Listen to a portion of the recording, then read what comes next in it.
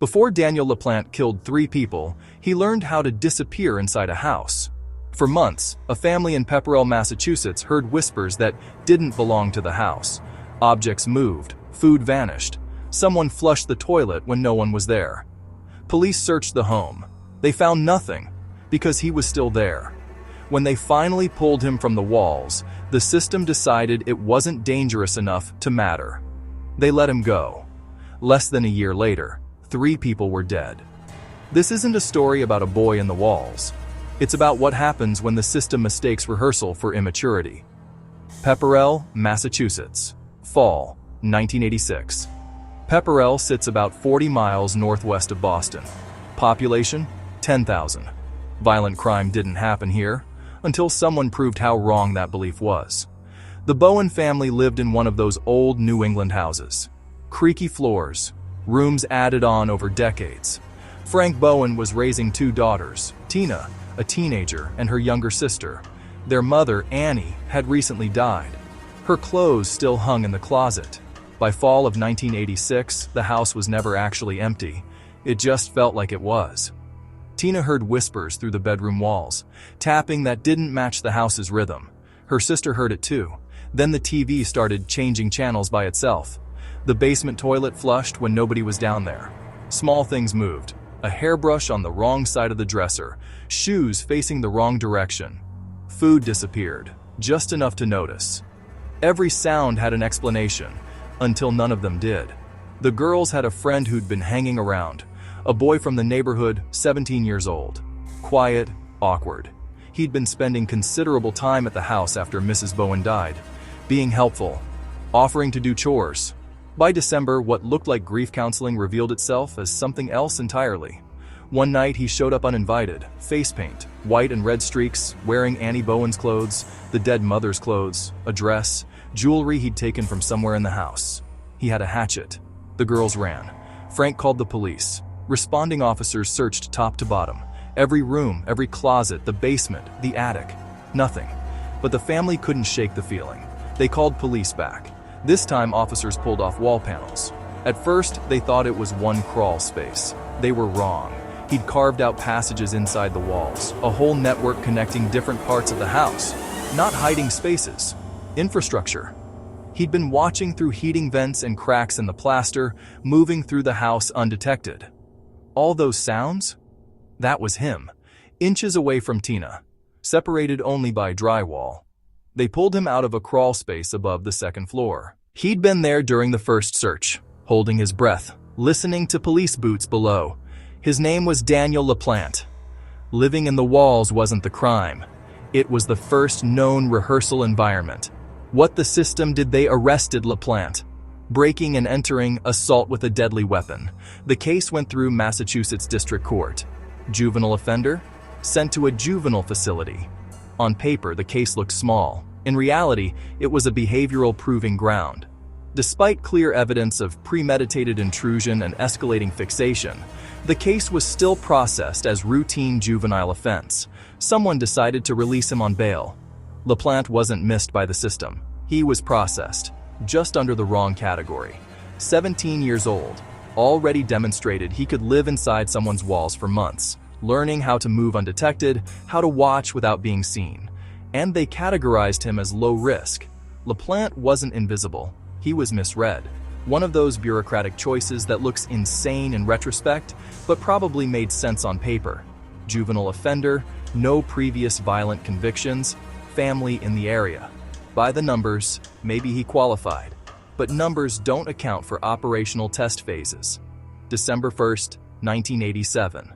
Less than a year later. Townsend. The next town over there was a path through the woods from LaPlante's house to where the Gustafson family lived, a walking trail through bare winter trees, maybe 8 miles. Impulse comes after emotion. This came after rehearsal. Priscilla Gustafson taught nursery school, 33 years old. 2 children, Abigail, 7, and William, 5. Her husband Andrew worked as an engineer. Standard American family. Christmas lights still up from the week before. LaPlante had been watching. He knew Andrew's work schedule, knew when Priscilla would be alone with the children. This wasn't impulse. Every step came before the violence, not after it. He broke into a different house and stole two .22 caliber handguns, lied to a friend about needing ammunition, the same rounds police would later match to shell casings. He practiced shooting in the woods, ensuring he knew how the weapons functioned. Preparation, skill acquisition, the behavioral pattern of someone who'd already learned how to operate inside another family's space without detection. Tuesday, December 1st, 1987, early afternoon. LaPlante walked through the woods, Massachusetts. December, probably in the 30s, broke in through a basement window. What happened next is documented in court records. LaPlante attacked all three family members. The details are a matter of public record, but out of respect for the victims, I won't recount the specifics here. Priscilla Gustafson and her two children, Abigail and William, did not survive. After, he took random items: a jewelry box, some cash, not robbery, souvenirs. Then he walked back through the woods. His family was celebrating his niece's birthday that evening. He showed up on time, gave her a present, ate cake, like nothing had happened. The discovery. Andrew Gustafson came home from work around 5:30 p.m. Door closed, porch light on, everything normal. Inside was a scene that would alter the course of his life forever. He called 911. The crime scene unit worked through the night. Police knew immediately who they were looking for. The proximity to Pepperell. The method. Someone with experience breaking in, hiding, watching. Daniel LaPlante, the boy who'd lived in the walls. Officers went straight to his house. LaPlante saw them and ran. The manhunt sprawled across 3 towns over 2 days. Dogs tracking his scent. Helicopters with searchlights sweeping the trees. Roadblocks on every major road. LaPlante broke into an empty house, stole food, changed clothes. Sometime during the night, he carjacked a van at gunpoint. Police spotted it the next day. They cornered him in a lumber yard. He ditched the van, tried to hide in a dumpster, weapon still in his hand. Police were already there. Officers moved in, tackled him. It was over. The trial. The prosecution's case was overwhelming. Ballistics matched the rounds to the weapons LaPlante had stolen. Gunshot residue on gloves he'd tried to discard. Stolen items in his bedroom. Tracking dogs followed his scent from the crime scene, through the woods, directly to his backyard.